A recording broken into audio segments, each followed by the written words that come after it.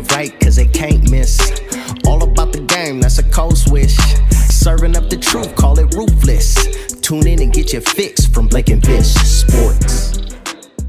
That kind of leads us into the other point, which we kind of touched on this a little bit. We can run through it though. And what does that mean? What does Russell Wilson's injury mean for this year? So 6 to 8 weeks. I thought Geno Smith looked really good. I mean, we haven't really seen him play in forever, it seems like, but he looked pretty good. But can he keep that up, especially with the, generally speaking, subpar roster that's been getting help, that's been getting aided by Russell Wilson a lot over the years? Do you think they have a chance at, getting anything done? If Russ comes back, can they make a late season push? Maybe, but to me, they would have to remain around 500. And Russell Wilson then maybe comes back and wins like 4 games or 5 games at the end of the season because he's 6 to 8 weeks. So let's assume he's going to miss 6 games, right?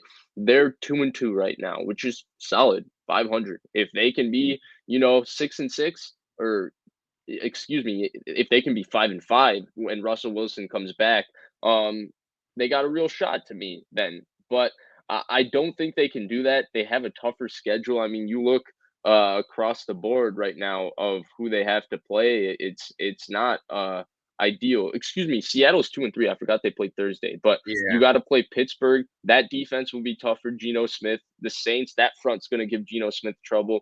Jacksonville, they could probably win that game. They can't beat Green Bay. I don't think they can beat Arizona. Those are their next 5 games, and then they got Washington. To me, that's 1-4 right there. And it's a case of, like, sure, their offense is really explosive, but I know Geno Smith looked really shockingly very decent on Thursday night, but I don't know how he's going to look when teams are game planning for Geno Smith.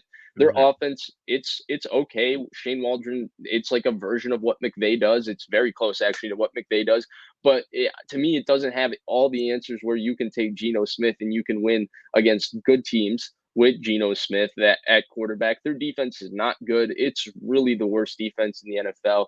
One of the most frustrating things for me as a Niners fan watching the Niners-Seattle game was that I walked away from that game thinking, wow, Seattle's defense is terrible. Seattle's roster and team isn't all that good, and they still go to Santa Clara and beat the 49ers in Santa Clara.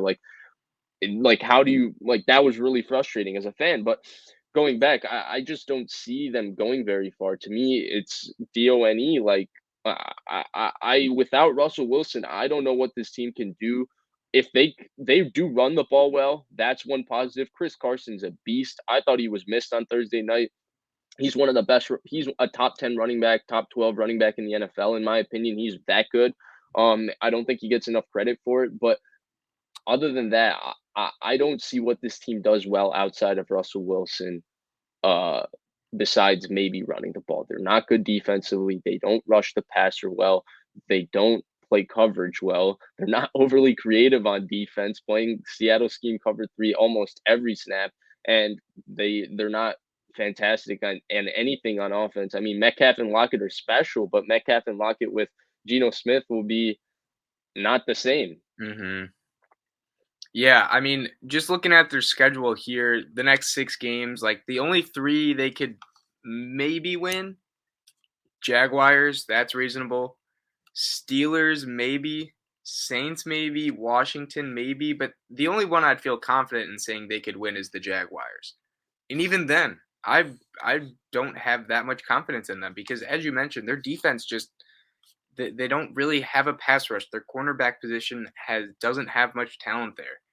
You're really just banking on Bobby Wagner, Diggs, and Jamal Adams to kind of do it all. And Jamal Adams in coverage hasn't really been great at all. And I think that kind of got highlighted again on Thursday Night Football. So I don't know what they're planning on doing with him or this defense in general. But yeah, it's really not that great. And as much as good as Metcalf, Lockett, and Chris Carson are, you still have been relying on Russell Wilson for the past decade to just turn his magic on in the fourth and bring it home. So I don't think they'll be, and they have the NFC West. So all those reasons, I don't think they'll be able to even push for a playoff spot by the time Russ is back.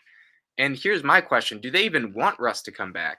Because if they lose, say, if they're 1-5 or they go 1-5 in the next 6 weeks, do they want to put Russell Wilson in a position where he has to come back even though there's a very, very low likelihood that they can actually make the playoffs, the season could be over at that point. They Wouldn't they do, right? wouldn't they rather just try to, like, preserve his health and his trade value and maybe either run it back or trade him? I don't see the point of even bringing him back if they can't make the playoffs. What are you So playing for at that point? So I think that's a really, really interesting point. The one thing I will say is if you're Seattle, you're already all in on this season. You've been all in on this season, and the Yeah. Jets have your first round pick. To me, no matter what, you can't throw the towel and put up the white flag and say we'll go for next season or we're gonna preserve Russ's health. Like you gotta send it, and that's just a difficult spot to be in. All around if you're Seattle, honestly, because even losing this week, right? Let's say they lost to the Rams on Thursday. Let's say they lost and Russell Wilson was not hurt, right? At 2-3, we would still think Seattle's got a shot, right? And through 5 weeks, they have not looked like a playoff team on either side of the ball. Excuse me. They have Russell Wilson, Metcalf, and Lockett, which is really special, but their defense is terrible. But we would still say Seattle's got as good a shot as anybody in terms of being able to get Mhm. one of those wild card spots, or maybe they still even have a shot at the division because they have that special quarterback in Russell Wilson. But now here we are, and he's hurt, and he's gone 6 to 8 weeks. To me, I don't. Again, what does Seattle do well outside of run the ball with Chris Carson, and then of course Russell Wilson being special with DK Metcalf and Tyler Lockett? Yeah, not much. Not much. But the point I think the outlying point is that if it's a lost season, do you just cut your losses at that point? What if you bring Russ back, you try to rush him back, or he comes back and he's like, "Oh, I can play," and then he gets injured and he just tanks his value even more, and it's lingering and stuff like that. And this is also, I want to say, it's on his throwing hand too, which is Middle finger also on his just throwing hand. even more cause for concern. Because there's been guys like I know Baker has a labrum issue, but that's his non-throwing. It still affects throwing motion, and all that. But if it's your throwing arm, I feel like you want to take extra precaution with that. Just an idea. I know it kind of is tough that they don't have their first round pick because if they did, they could be like, oh, we can go from maybe the 10th pick to like the fourth pick or something like that, but just by holding Russell Wilson out. But yeah, I mean, now they're just boosting their stock for their second rounder, which doesn't really mean anything. So yeah, this is just a tough spot for the Seahawks. I know we both kind of had them in our playoffs, but it's just looking less and less like that as each week goes on, especially with Russell Wilson out for the So let me ask you one more thing before we move on. The sure. one thing about Seattle, excuse me, I'll add is that to me, through 4 weeks, we're in week 5. Seattle and Rams have played their week 5 game already. If I look at the NFC, to me, Tampa's a playoff team for sure. Green Bay's a playoff team for sure. Rams are a playoff team for sure. Arizona's a playoff team for sure, and Dallas is a playoff team for sure. Those are the 5 that I feel confident that week 17 comes and those 5 teams will be in the playoffs. That leaves 2 spots. And right now, to me, the biggest contenders for those 2 spots are, I think Carolina's got a good shot. I think San Francisco's got a shot. I think that Seattle was one of those teams in the Yep. picture. Now I don't think they're there, but I think New Orleans has a shot. I think Minnesota has a shot. So that's 4 teams right there. And then you can go down the list and make an argument for a couple other teams too if things break right. Like, just There is maybe amazing. another team in the NFC East and stuff like that. So I just look at that and I say the NFC has basically 2 available playoff spots in my opinion. Of course, bearing injury and changes of other things, but uh, there's 2 available playoff spots, and Seattle to me is on the outside looking in of 4 or 5 teams that to me are big time contenders for those 2 spots as well. So that's where I just how far can they go? I don't see Not this as far. a good situation for Seattle. No, it's gonna be rough for this season for them.